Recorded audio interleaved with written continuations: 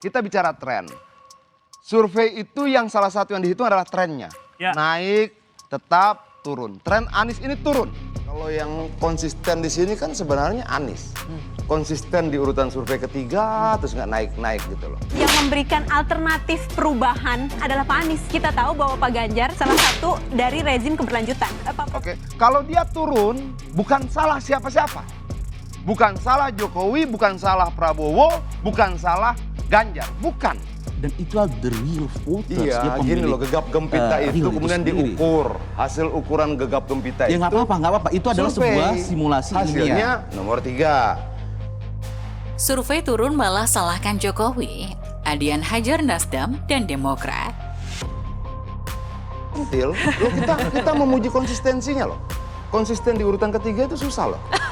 Ayo, Mas Solid. Sebentar. Dia turun karena metode kerja. Dia turun karena pilihan isu. Dia turun karena tidak mampu menjelaskan pada publik. Dia turun karena banyak hal lain. Dan itu adalah the real voters. Iya, Dia gini pemilih, loh, gegap gempita itu real kemudian sendiri. diukur. Hasil ukuran gegap gempita Ya itu. nggak apa-apa. Itu adalah survei. sebuah simulasi Hasilnya ilmiah. nomor 3. Jangan kambing hitamkan orang lain. Oke, pertanyaan saya, kita pakai logika, kita rasional.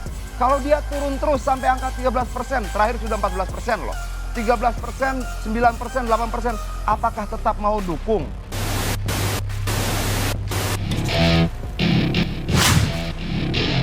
Pak Prabowo Jangan adalah masuk Menhan. situ, saya pikir. Jadi saya mohon maaf Bang, Maaf, bentar. Mbak. Enggak, gini maksud saya tidak mau agresif. Tapi kalau Mbak masuk situ, saya akan bilang juga bahwa Anies itu mantan pecatannya, reshuffle-nya Jokowi. Mantan pecatannya, reshuffle-nya Jokowi. Tapi Makanya setidaknya maksudnya Bang, jangan sampai kita bahas- saat ini, kita sampai bahas saat tren ini partai survei saja. Oke.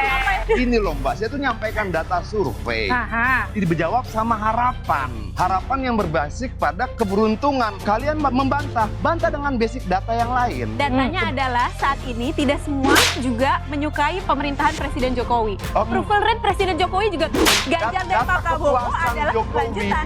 Data kepuasan rakyat pada Jokowi 82%. Masih ada 14% Bang, dan kita masih yakin untuk Bukan melakukan dong. perubahan dan perbaikan. Politikus PDIP Adian Napitupulu mengatakan soal tren bakal calon presiden atau baca pres Anies Baswedan. Adian menyebut turunnya tren Anies Baswedan merupakan kesalahan kinerja para pendukungnya. Kalau tren Anies turun, itu bukan soal Jokowi, tapi salah mereka dalam bekerja, ujarnya. Tak hanya itu, Adian juga menyebut bisa saja nantinya di kontestasi Pilpres 2024, hanya ada 2 Capres 2024. Kalau kemudian nanti kemungkinan ada 2 calon, kemudian ada yang marah-marah, menurut saya itu buruk rupa cermin dibanting.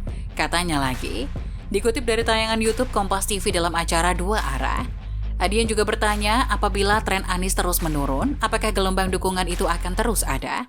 Kalau tren Anies terus turun, jauh selisihnya antara dengan 2 lainnya, Prabowo dan Ganjar. Kalau tipis nggak apa-apa. Nah kalau jauh, pertanyaannya apakah akan ada yang mendukung orang yang pasti akan langsung kalah di putaran pertama? Katanya. Kita bicara tren. Survei itu yang salah satu yang dihitung adalah trennya. Ya. Naik, tetap, turun. Tren Anies ini turun. Kalau yang konsisten di sini kan sebenarnya Anies. Konsisten di urutan survei ketiga, terus nggak naik-naik gitu loh. Yang memberikan alternatif perubahan adalah Pak Anies. Kita tahu bahwa Pak Ganjar salah satu dari rezim keberlanjutan. Oke, kalau dia turun, bukan salah siapa-siapa. Bukan salah Jokowi, bukan salah Prabowo, bukan salah Ganjar, bukan.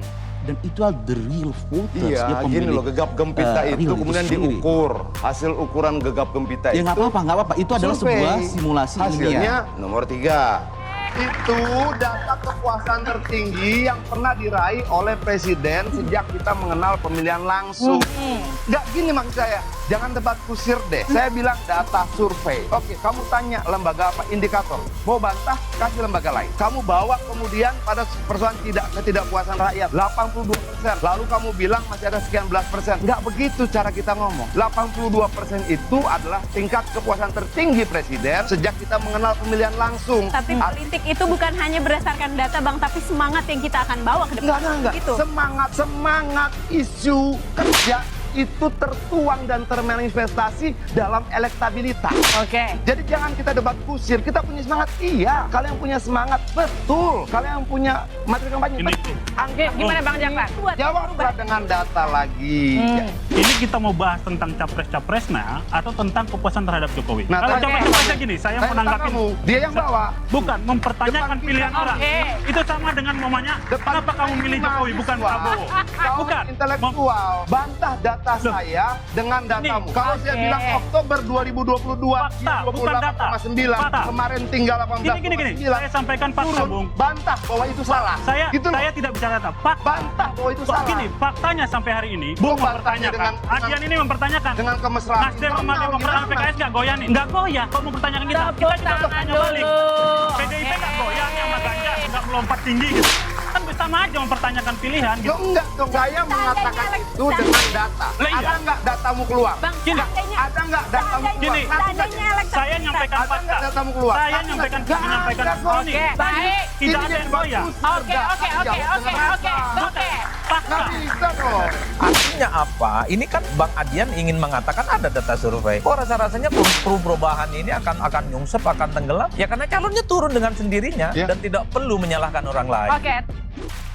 Partai Nasdem memberikan tanggapan usai PDIP mengatakan tren Anies Baswedan dalam pusaran bakal calon presiden 2024 turun. Jakfar Siddiq selaku wakil sekjen Partai Nasdem mengatakan, partainya enggan menduga-duga suatu hasil survei politik, lantaran menurutnya kapan saja tren baca pres dapat berubah. Andai kata suara atau tren Anies 13% doang, bagaimana? Tanya Adian Apitupulu kepada Jakfar Siddiq dikutip dari acara Dua Arah yang ditayangkan di YouTube Kompas TV.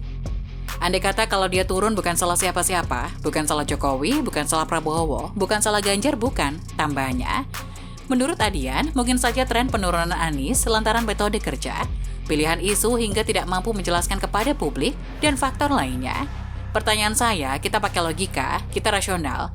Kalau dia turun terus sampai ke angka 13%, terakhir sudah 14%, apakah tetap mendukung? Kalau mau ya terserah, nggak apa-apa buat saya, tanya Adian. Menanggapi hal itu, Jakfar Siddiq selaku wakil sekjen Partai Nasdem mengatakan sifat politik terkini menuju kontestasi 2024 masih cair. Makanya kita tidak mau menduga-duga di setiap momentum, bisa saja politik itu terbalik. Bisa itu di kemudian hari Pak Prabowo ataupun Ganjar yang turun. Apakah PDIP akan menarik dukungan? Kan belum tentu, kata Jakfar. Menurutnya, akan ada tren kenaikan bagi baca pres 2024 Anies Baswedan saat momentum yang tepat. Menurut Adian Apitupulu, secara kampanye Anies Baswedan sudah lebih luas ketimbang bakal capres Ganjar Pranowo. Namun elektabilitas Anies Baswedan justru di bawah Ganjar Pranowo. Perbandingan elektabilitas itu disampaikan oleh Adian Apitupulu dalam acara Kompas TV pada Jumat 30 Juni 2023. Pada kesempatan itu, Adian menjelaskan bahwa Pilpres 2024 memang baru saja dimulai. Namun apabila dilihat dari posisi start, Prabowo Subianto dan Anies Baswedan justru lebih dulu. Misalnya saja jabatan Prabowo Subianto yang menjadi seorang Menteri Pertahanan membuat bakal capres Partai Gerindra itu dengan mudah keliling Nusantara. Apalagi kata Adian Apitupulu, saat Anies Baswedan menjadi Gubernur DKI Jakarta, ia sudah kunjungan ke berbagai negara, mulai dari Australia hingga Hong Kong. Sementara Ganjar Pranowo hanya berkutat di Jawa Tengah dan baru memulai saat ditunjuk oleh Ketua Umum PDIP sebagai bakal capres.